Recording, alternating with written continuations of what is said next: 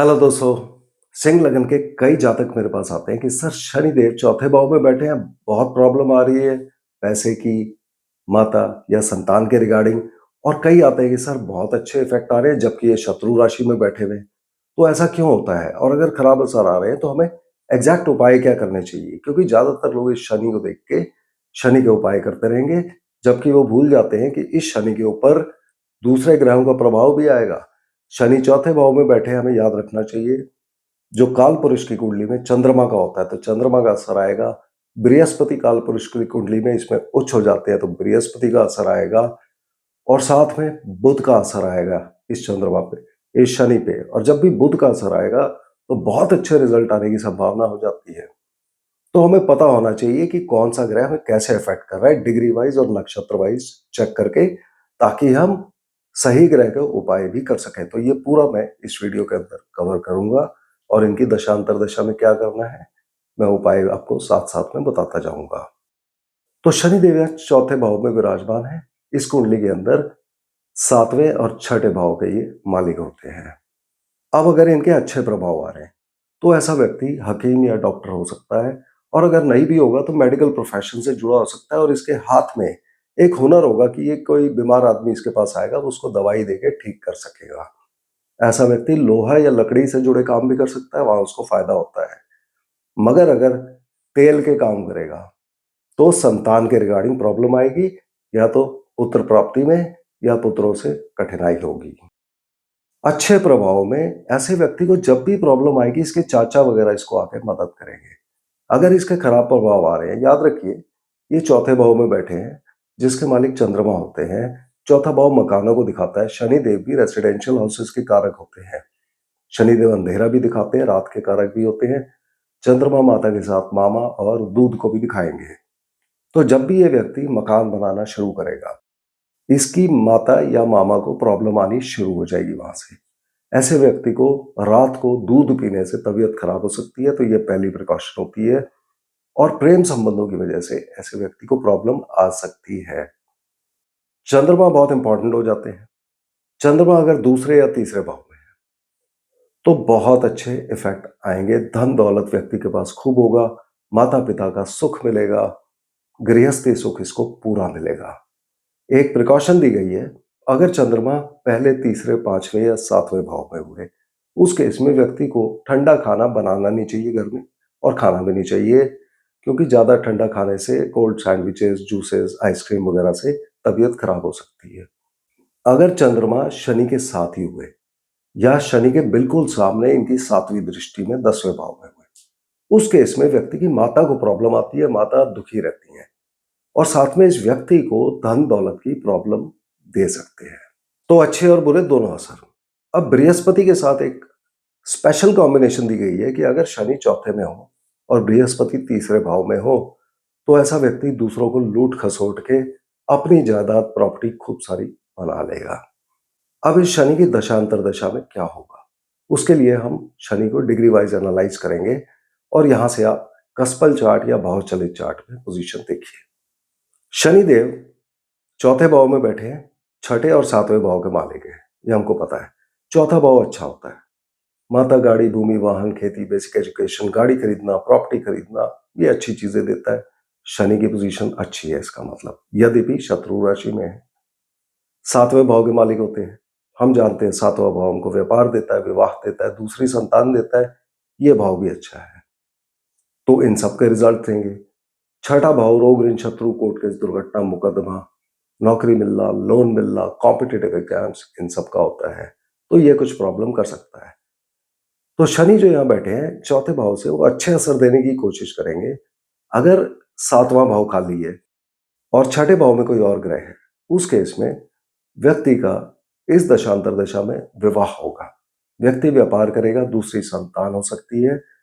और जो व्यक्ति व्यापार करता है वो चौथे भाव से जुड़ा हो सकता है, यानी कि गाड़ी, प्रॉपर्टी, कृषि कार्य, एजुकेशन, इनसे जुड़ा काम व्यक्ति कर सकता है।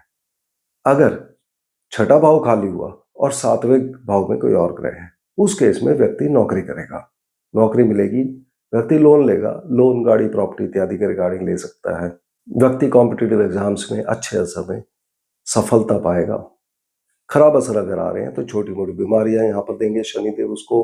गाड़ी चलाते हुए सावधानी बरतनी चाहिए, एक्सीडेंट हो सकते हैं, कोर्ट केसेस दे सकते हैं जो कि प्रॉपर्टी के रिगार्डिंग खास करके हो सकते हैं। अगर छठा और सातवां दोनों भाव खाली हुए तो एडिशनल जो असर आते हैं दोनों के आएंगे साथ में। व्यक्ति ऐसी दशांतर दशा में नौकरी भी कर सकता है और व्यापार भी कर सकता है, और व्यक्ति के वैवाहिक जीवन में कुछ ना कुछ कटुता रहेगी या प्रॉब्लम आ सकती है। तो इसका मतलब ये छठा भाव जो मेनली है इसको देखना जरूरी हो जाता है, जो कि हमको प्रॉब्लम दे सकता है। अब इसके ऊपर हम शनि की डिग्री देखते हैं कि एडिशनल क्या असर आएंगे।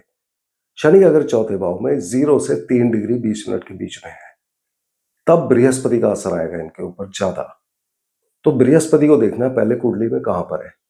साथ में बृहस्पति 5वें और 8वें भाव के मालिक होते हैं।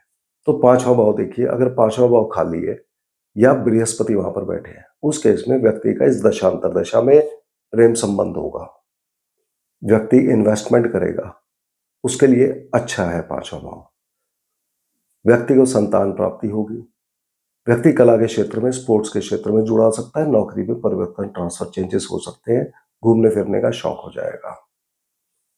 अगर 8वां भाव खाली है या बृहस्पति वहां बैठे हैं और 5वें भाव में कोई और ग्रह है, उस केस में प्रॉब्लम आएगी व्यक्ति को।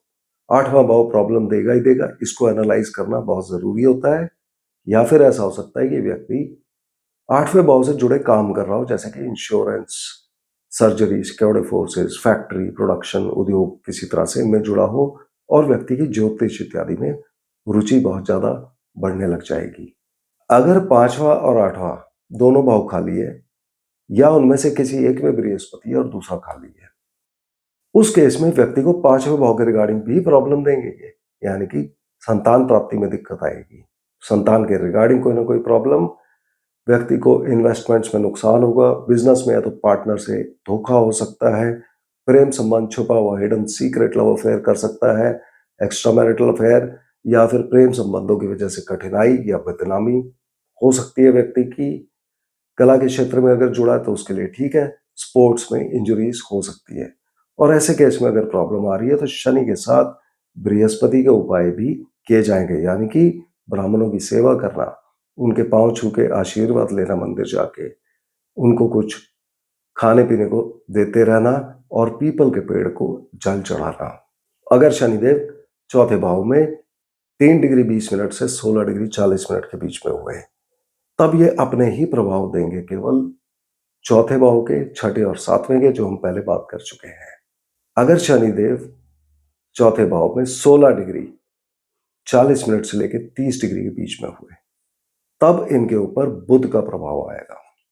अब बुध यहाँ पर बहुत अच्छे असर दे सकते हैं व्यक्ति को। तो पहले बुध को देखिए कुंडली में कहां पर है, उसके बाद दूसरा और 11वां भाव इनके मालिक होते हैं। अगर 11वां भाव खाली है या बुध वहां बैठे हैं और दूसरे भाव में कोई और ग्रह है, तो व्यक्ति को लाभ और इच्छा पूर्ति होगा, पॉपुलैरिटी बढ़ेगी, दोस्तों के साथ घूमेगा फिरेगा, नए दोस्त बनेंगे, चैरिटी के काम में जुड़ सकता है। अगर दूसरा भाव खाली है या बुध वहां पर बैठे हैं, 11वें भाव में कोई और ग्रह है, तो व्यक्ति की इनकम के बारे में बात होगी, अच्छी या बुरी ये 11वां भाव बताएगा। इनकम कैसी रहेगी, परिवार के साथ रिलेशन कैसे रहेंगे, व्यक्ति अपना पैसा गाड़ी या प्रॉपर्टी में, एजुकेशन में, कृषि कार्यों में लगा सकता है। अगर दूसरा और 11वां दोनों ही खाली है या किसी एक में बुध है और दूसरा खाली है, उस केस में व्यक्ति को धन लाभ बहुत ज्यादा होगा। इस दशांतर दशा में ये बहुत अच्छी जाएगी, व्यक्ति गाड़ी या प्रॉपर्टी खरीदेगा इस पीरियड के अंदर, उसका योग बहुत ताकतवर हो जाएगा।